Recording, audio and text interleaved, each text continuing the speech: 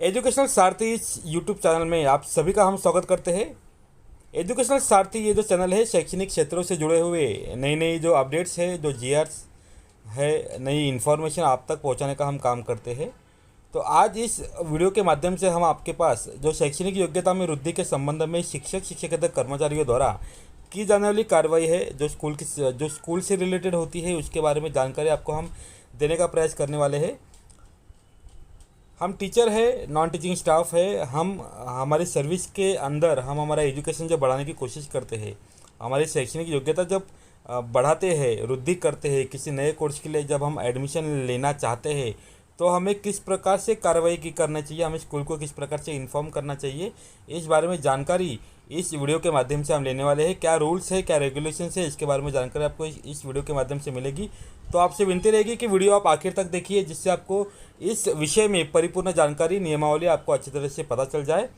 अगर आप नए हो या अभी तक आपने एजुकेशनल सारथी चैनल को अगर आपने सब्सक्राइब नहीं किया है तो एजुकेशनल सारथी चैनल को सब्सक्राइब करें और बेल नोटिफिकेशन ऑन करके रखें, जिससे आपको हम जब भी नए वीडियो अपलोड करेंगे चैनल के ऊपर, उसके नोटिफिकेशन सबसे पहले आपको मिल जाएंगे।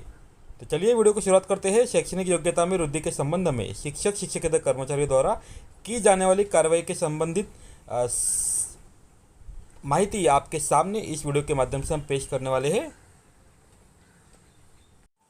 सभी जो शिक्षक है, शिक्षकेतर कर्मचारी है, उनके लिए अत्यंत महत्वपूर्ण ये वीडियो होने वाला है, क्योंकि जब हम सर्विस में रहते हैं तो सर्विस करते करते भी हम हमारा जो एजुकेशनल क्वालिफिकेशन है, हमारे जो शैक्षणिक जो पात्रता है उसको हम बढ़ाते हैं। कई सारे कोर्सेज को हम अप्लाई करते हैं, कई सारे कोर्सेज करके अपना एजुकेशनल क्वालिफिकेशन अगर हम बढ़ाना चाहते हैं तो ये जो वीडियो है वो आपके लिए है।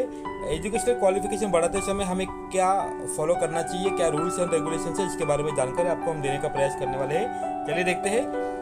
जिस कोर्स के लिए आप अप्लाई करने वाले हो, अगर उस कोर्स में अटेंडेंस जो है आपकी रेगुलर होने वाली है, आपको रेगुलर अगर वो कोर्स अटेंड करना पड़ने वाला है, तो आपको क्या करना है कि ये जो कोर्स है इसके बारे में आपको आपके जो प्रिंसिपल है, जो मुख्याध्यापक है, उनको आपको इन्फॉर्म करना जरूरी है। पूर्व परवानगी प्री आपको उनसे परमिशन लेना है। आपको कोर्स को अप्लाई करने से पहले उनसे आपको परमिशन लेनी है। अगर आप प्रिंसिपल हो, अगर आप मुख्याध्यापक हो, तो आपको आपके जो व्यवस्थापक वर्ग है, आपके जो ट्रस्टीज है, उनसे आपको प्री परमिशन लेना है। पूर्व परवानगी आपको उनसे लेनी ज़रूरी है। अगर वो कोर्स रेगुलर बेसिस पे अटेंडेंस आपको लगने वाला है तो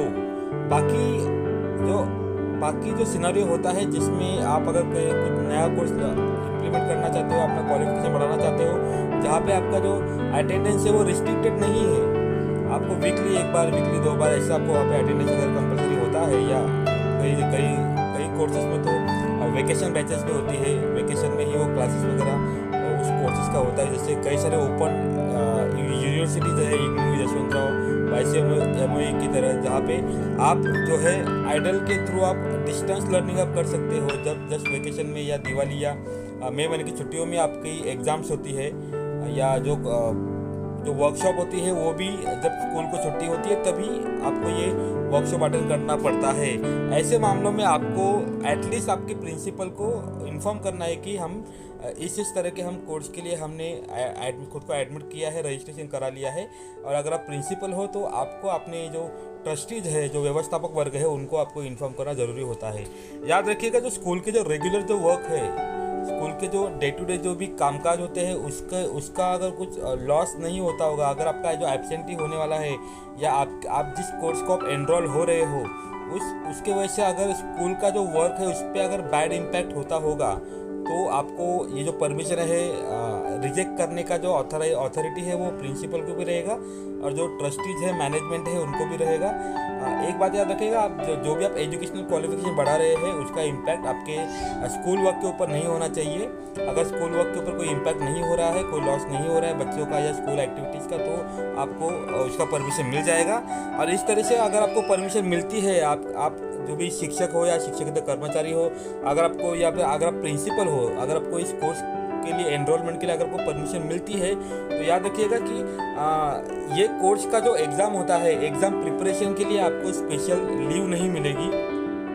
मुझे एग्ज़ाम की तैयारी करनी है, इसके लिए मुझे मेरा जो CL है, EL है, मुझे लेना है, इस प्रकार से आप हक नहीं मांग सकते। कि मुझे प्रिपरेशन करना है तो मुझे आप छुट्टी दे दीजिए, मेरी CL EL आप सैंक्शन करा दीजिए।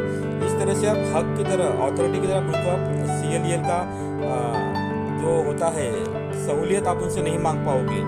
लेकिन एक आपको इसमें एक बेनिफिट ऐसा मिलेगा कि जो अगर सपोज आपकी एग्ज़ाम है, एग्ज़ाम से आपका एक हफ्ता अगर आपके एग्ज़ाम है, आपको एग्ज़ाम में जाके पेपर लिखना है, तो एग्ज़ाम के लिए आपको आपकी जो भी CL है या EL है, जो भी आपकी देय या अनुदेय जो रजा है वो आपको मिल सकती है, उसमें नो डाउट। और उसके साथ में सपोज अगर आपको ट्रैवलिंग के लिए ज़्यादा समय लगने वाला है, सपोज आप दूसरे ज़िले में जाके अगर आप एग्ज़ाम दे रहे हो या दूसरे राज्य में जाके आप एग्ज़ाम दे रहे हो, उससे कनेक्टेड जो ट्रैवलिंग के लिए जो टाइम लगेगा उसके लिए भी आपको जो लीव है वो मिल सकती है। आपके पास जो CL बची हुई है या जो EL बची हुई है वो आप लीव उनसे ले सकते हो। लेकिन याद रखिएगा, एग्ज़ाम प्रिपरेशन के लिए आप किसी भी तरह की लीव उनसे नहीं मांग सकते।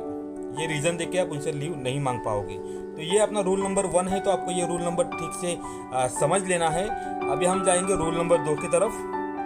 अनुसूची ब में जो एक अर्हता शिथिल करके में जो एजुकेशनल क्वालिफिकेशन जो लगता है एज ए टीचर काम करने के लिए, सपोज कहीं पे उस क्वालिफिकेशन का टीचर नहीं मिलता है, तो टेम्प्रेरी बेसिस पे हम किसी दूसरे टीचर्स को जिनका क्वालिफिकेशन 12th स्टैंडर्ड है या फिर ग्रेजुएट है, ऐसे टीचर्स को हम एनरोल कर लेते हैं। उनको स्कूल में उनको हम एनरोल कर लेते हैं। लेकिन उनको अगर भविष्य में या BEd या D.Ed का जो कोर्स होता है वो अगर आयोजित किया गया है और उस कोर्स के लिए अगर उस कर्मचारी को या मुख्य प्रिंसिपल को या कर्मचारी को उस कोर्स को अगर एनरोल होने की उनकी इच्छा है, तो अगर आप एप्लीकेशन करते हो तो आपको तुरंत उसके बारे में आपको स्कूल को इन्फॉर्म करना है और आप उस कोर्स को एनरोलमेंट कर सकते हो।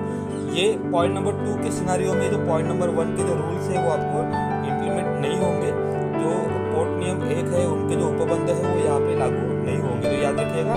तो इस तरह से अगर आप शिक्षक हो तो कर्मचारी हो या फिर मुख्याध्यापक हो, अगर आपको अपना एजुकेशनल क्वालिफिकेशन, आपकी जो शैक्षणिक योग्यता है बढ़ानी है, तो लेकिन बढ़ाने से पहले किसी भी कोर्स को एडमिशन लेने से पहले ये जो अपना वीडियो है ध्यानपूर्वक देखें। रूल्स क्या है, रेगुलेशंस क्या है, इसको अच्छी तरह से समझ ले। उसके बाद ही आपको किसी भी कोर्स के लिए आपको एनरोलमेंट करना है या खुद को रजिस्टर कराना है। अपेक्षा करते हैं आपको ये जो वीडियो है हमारा अच्छी तरह से समझ में आ गया होगा। एजुकेशनल सारथी ये जो यूट्यूब चैनल है, इसी तरह से शैक्षणिक क्षेत्र के जो नए नए अपडेट्स है आप तक पहुंचाने की पूरी तरह कोशिश करेगा। आप हमसे साथ में जुड़े रहे।